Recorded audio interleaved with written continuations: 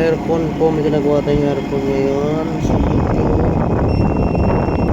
standby supply.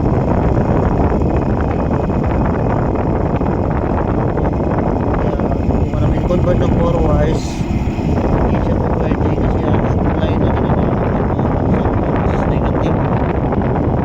Tapos output nito, sa secondary is negative din ang ginagawa yung supply nito. Parang ground yung positive to i-pull out namin tong board na to sa shop gagawin para magawa ng maayos. Try namin, okay na siya. Ngayon nag-yellow siya kanina, goods na goods pa pala to. Natunaw ng yellow, okay na okay pa to. Medyo maingay lang yung kanyang pan, gawa kasi sira na rin yung kaya sira na yung kanyang bearing.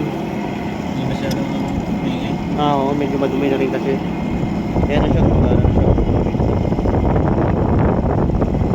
Ginawa namin, nilagyan mo namin ng supply ng 12 volts.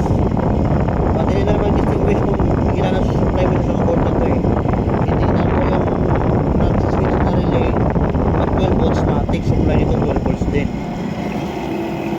Hindi na makita rito amps ang nilalabas nito kasi watts point lang, pero 12 volts to. Adjustable naman na 12 volts. Nagamit ko simple okay na to, pull out na namin muna to. Kumayag naman siya na pull out namin.